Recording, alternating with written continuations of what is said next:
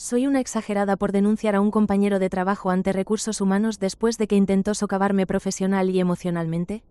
Soy una mujer de 32 años que ha dedicado casi una década de mi vida a construir una carrera en un entorno altamente competitivo.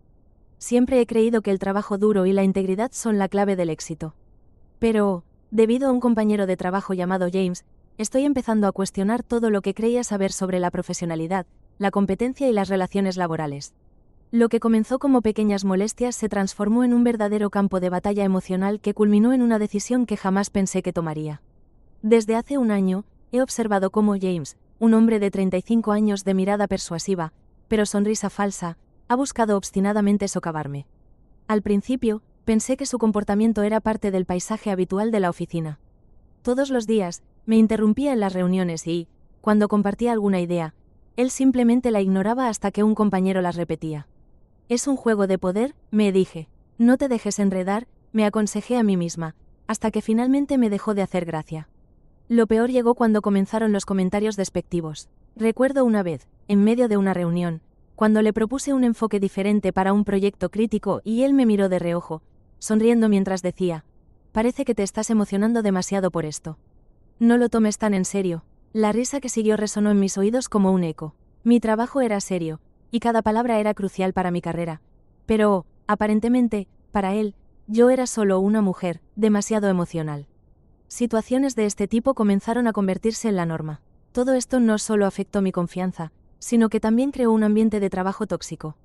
Sentía que tenía que estar en una batalla constante para validar mi existencia y contribución, como si mi voz tuviera que luchar más que la de los demás para ser escuchada. La semana pasada, llegó un momento decisivo. Un proyecto importante que había dirigido, una iniciativa en la que había invertido semanas de trabajo desgastante, sería presentada. Con cada diapositiva que creaba, sentía que estaba construyendo algo que reflejaba no solo mis habilidades, sino también mi valía como profesional.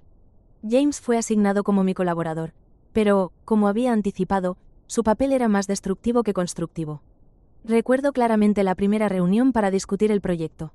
James no dejó de cuestionar mis decisiones y sugerir cambios que en su mayoría no aportaban nada al trabajo que había realizado. «Podríamos hacer esto, o tal vez esto otro», decía repetidamente, mientras yo luchaba por mantener la calma.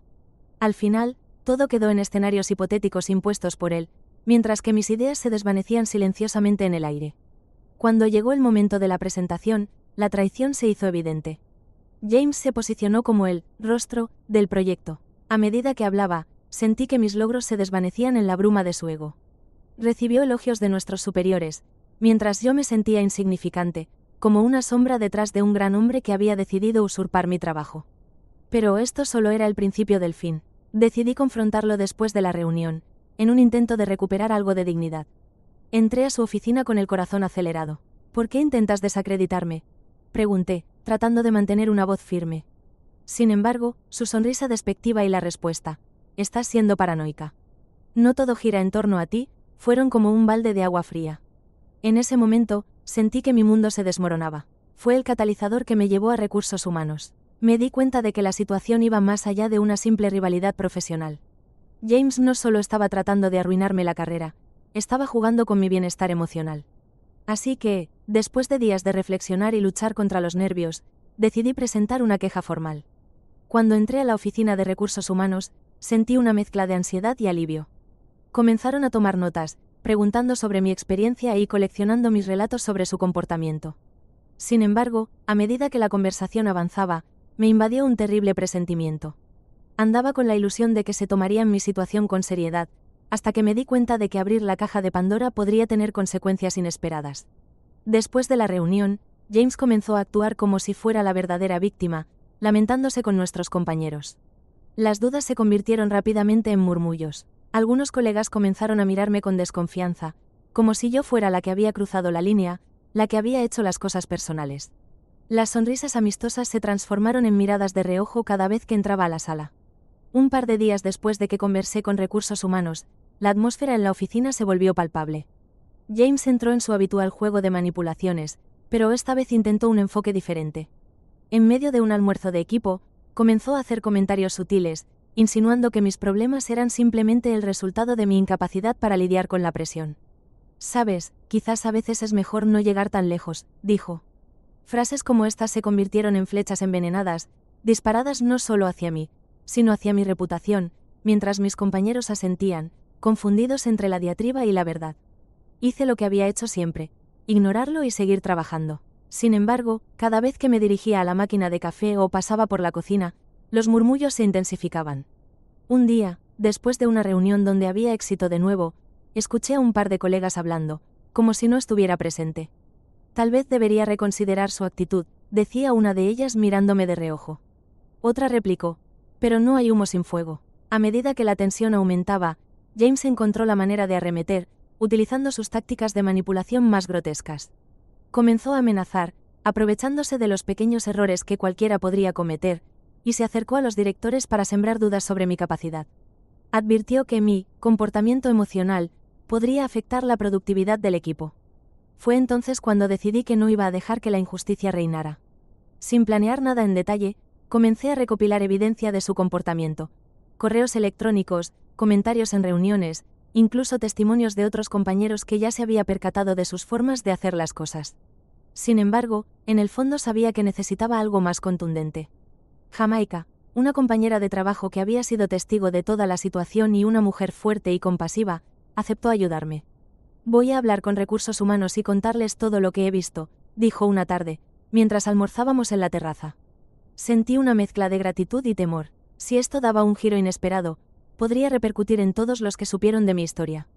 Sin embargo, al haber llegado tan lejos, ya no podía dar marcha atrás. Finalmente, Jamaica, junto con un grupo de compañeros, presentó un respaldo formal en mi nombre. La situación tomó un camino completamente diferente. Recursos Humanos realizó una investigación más profunda sobre las quejas y el ambiente laboral. En pocos días, James fue convocado a una reunión, y la verdad comenzó a desenmascararse de su carácter. Cuando finalmente pasó lo inevitable y James recibió noticias sobre su situación laboral, se volvió una serie de eventos imprevisibles. Fue llamado a una reunión que se destacó en el aire. Me lo imaginé sentado allí con su rostro rígido, como un niño atrapado con las manos en la galleta. El chico que siempre se mostraba arrogante, ahora se veía, de repente, diminuto. Lo que no anticipé fue lo rápido que cambiaría el ambiente de nuestro lugar de trabajo tras su salida. Al poco tiempo, un ambiente más amigable comenzó a gestarse. Las conversaciones a mis espaldas se transformaron en diálogos de apoyo. Mis colegas que antes observaban con sospecha empezaron a acercarse, y una sensación de libertad comenzaba a llenarme. Actualización 1. El camino no fue fácil. Aunque James ya no estaba en la oficina, la espina que había dejado clavar tuvo sus efectos. Pero poco a poco, las relaciones se restablecieron. Me di cuenta de que mi lucha no fue solo personal, sino un cambio en el ambiente laboral que beneficiaría a todos.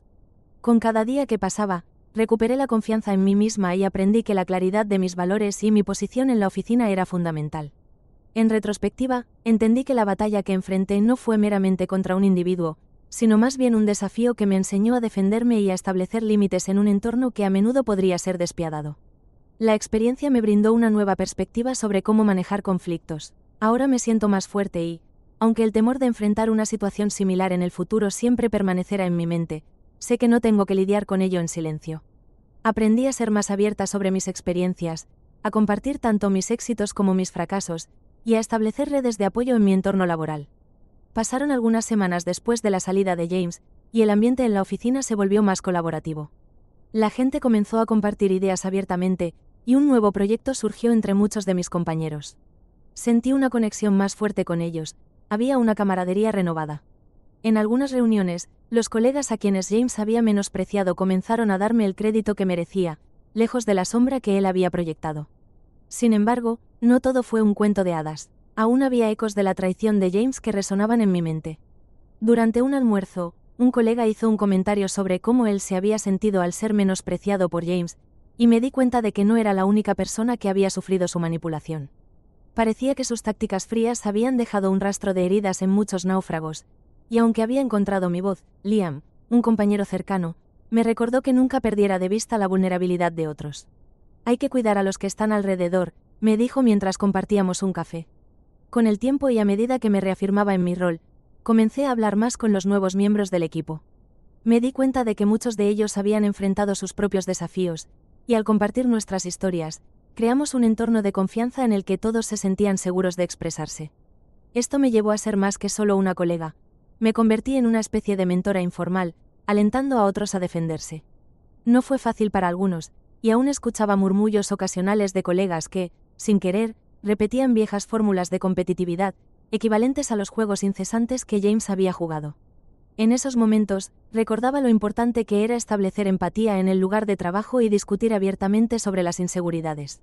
Cada vez que un nuevo reto se presentaba, trataba de recordar que todos teníamos batallas por las que lidiar. Un día, recibí un correo de recursos humanos. Informaban que se habían llevado a cabo cambios en la estructura del equipo, y finalmente se concedía mi solicitud para liderar un nuevo proyecto que reflejará no solo mis habilidades, sino también el nuevo espíritu colaborativo que había nacido en la oficina. El sentimiento fue agridulce. Por un lado, estaba emocionada. Por otro, hubo un instante de tristeza al recordar todo lo que había pasado. La lucha y la recuperación parecían un ciclo interminable, pero sabía que había emergido del otro lado. Mientras volvía a sentarme a redactar estrategias para el nuevo proyecto, sentía que cada palabra era un pequeño triunfo. Mi voz contaba, mis aportaciones eran escuchadas, y aunque el camino había estado lleno de obstáculos y lecciones duras, había aprendido que el verdadero poder radica en la capacidad de levantarse después de una caída, con la intención de no solo defenderse, sino también facilitar el camino para otros. La historia de mi lucha no terminaba en un final perfecto, pero sí se convertía en la base de un nuevo comienzo, uno donde la base era el respeto, el entendimiento mutuo y la colaboración. No me exhibiría como una víctima, sino como una guerrera que utilizó cada espada que la vida le arrojó y que había demostrado que la resiliencia es el verdadero camino hacia el éxito. En este entorno renovado, decidí que, en lugar de quedarme atrapada en el remordimiento, esbozaría un nuevo capítulo. La lucha me había hecho aún más fuerte, y sería un faro para quienes necesitaban en su propia travesía. Con el tiempo, aprendí que la verdadera victoria radica en sanar, en crecer y en conectar con los demás. Con cada paso adelante, me mantenía firme, lista para cualquier desafío que la vida me presentara. Al final, una lección eterna se había instado en mi corazón. Nunca subestimes el poder de tu voz. Actualización 2. Para responder algunas preguntas o inquietudes comunes. Gracias a todos por sus recomendaciones. Sí, podría practicar la asertividad y buscar momentos apropiados para expresar mis ideas sin interrupciones.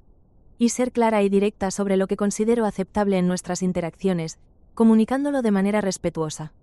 Participar activamente en proyectos y colaborar con otros para demostrar mis capacidades y generar confianza.